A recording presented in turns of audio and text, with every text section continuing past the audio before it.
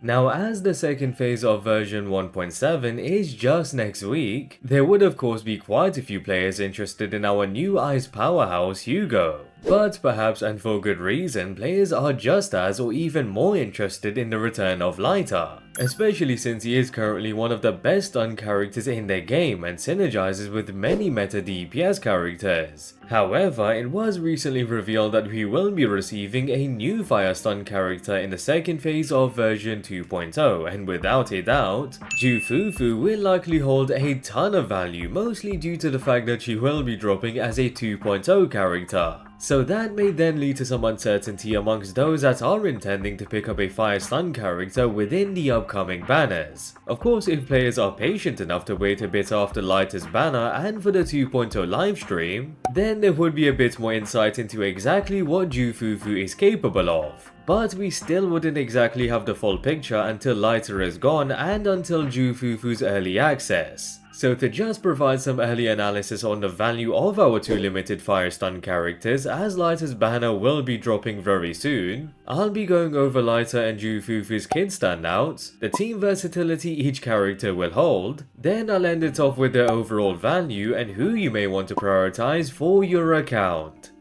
Just before we jump into it, as always, would really appreciate it if you could subscribe for more ZenlessZoneZero content and drop a like if you enjoyed the video.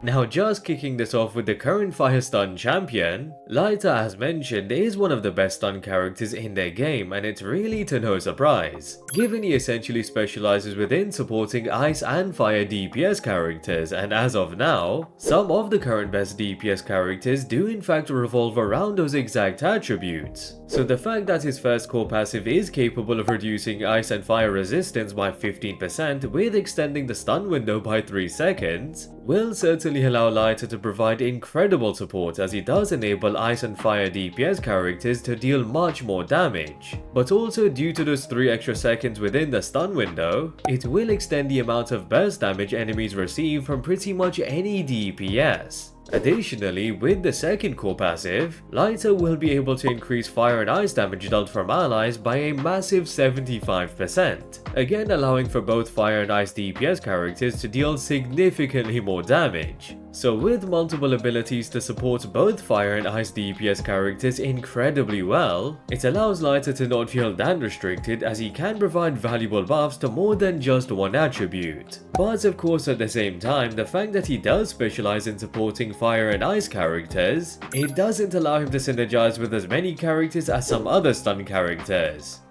Now lastly, in terms of Lyta's playstyle, despite being an on-field character, he doesn't really take up much field time and is in fact quite comfortable to play with, given you would just need to fill up his morale, which is accumulated over time, and once it is filled up, Lyta is capable of dealing a decent amount of damage and inflicting quite a lot of days within a short window. So all in all, a simple, bursty and effective stun character that can provide immense damage buffs to multiple meta DPS characters, Lyta certainly is one of the best stun characters currently and will only become even more valuable alongside the release of Hugo.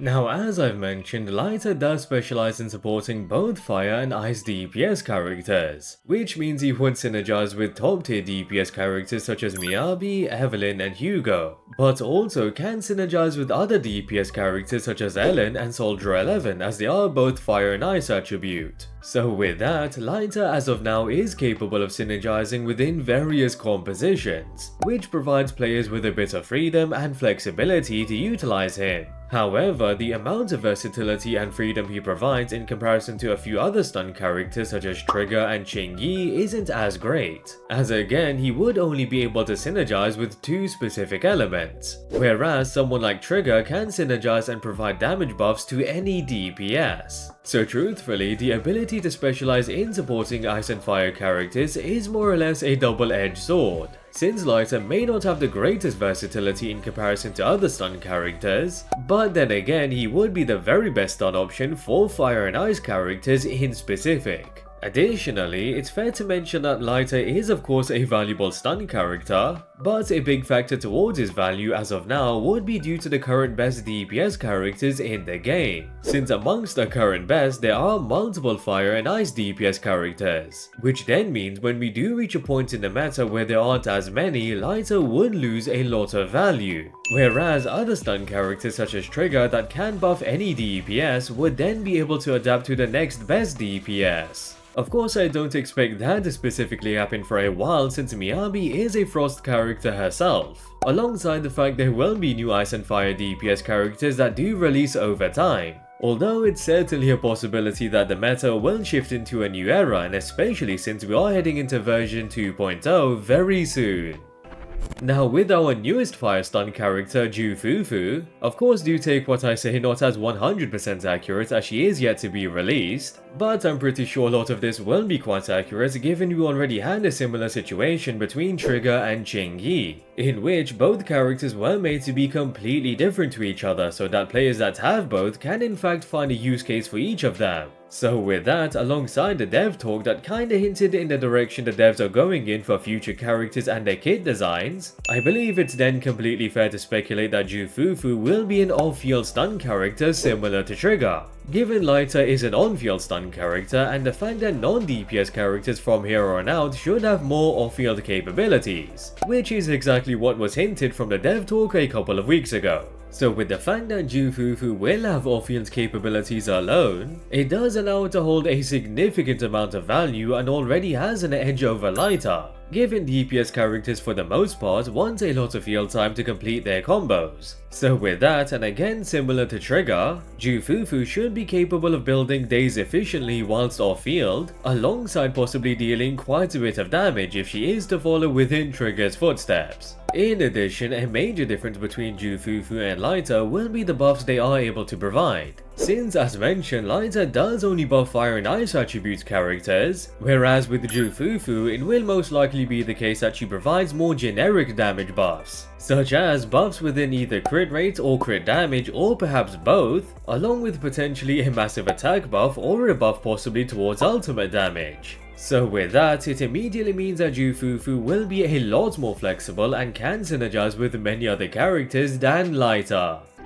Now speaking of Fufu's team versatility, the fact that Fufu will most likely be able to synergize with any attribute DPS character, opposed to Lighter being only able to synergize with just fire and ice attributes characters, Fufu will obviously have a lot more versatility alongside holding an immense amount of longevity, since regardless of who exactly will be amongst the best DPS characters in the game, chances are that Fufu alongside other stun characters such as Trigger and Qingyi would be able to synergize with them extremely well. Now just like other limited stun characters so far, it's fair to expect for Fufu to synergize with any attacker in the game, given a core passive should be activated through attackers and another specific type of character, which could either be faction related or perhaps related to the new class that Yijuan is a part of. So then with that being said, we can definitely expect for Fufu to synergize with characters such as Evelyn, Soldier Anby, Hugo and Ellen.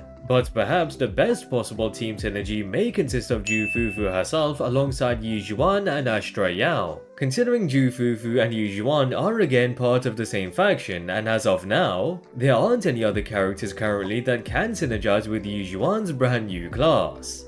So if that were to be the case, along with the fact that Yijuan has potential to be one of the best DPS characters in the game, it does mean Fufu will then also be one of the best stun characters due to simply synergizing with Yijuan. Although, even if that wasn't the case, due to the fact that Fufu can support essentially any attacker regardless of attribute, it would allow her to certainly hold great team versatility and much more long-term value than many other characters. So overall, between both Lighter and Fufu, it does go without saying that they will both be extremely valuable stun characters with their own strengths. So that would mean players that are dead set on owning both of them will in fact be able to find a use case for each of them on their account. But for the sake of attribute coverage, for some players it might not be worth having two fire stun characters on their account. Also, since Yijuan is in the middle between Laita and Fufu's banners, I don't expect it would be possible for many to even consider picking up both when also considering Yijuan. So then, as for the best fire stun character to exactly prioritize, as always it will majorly depend on your account and the direction you are building it in. If you do in fact have fire and ice DPS characters such as Evelyn, Miyabi, Ellen, and may intend to pick up Hugo, then as mentioned, Laita will be the best stun character for those specific attributes. Although just bear in mind that each of those characters will have alternative options to utilize and don't necessarily need Laita. Also, Laita may at some point fizzle out the meta since the best DPS characters may no longer consist of either fire or ice attribute characters. Though on the other hand, Fufu will be able to synergize with any attribute DPS, and due to her versatility, she would most likely have a bit more long-term value for your account. So essentially, if you don't need a stun character for fire and ice attribute characters in specific, but may want a stun character that can fit into many compositions, alongside providing generic damage buffs that can benefit any DPS,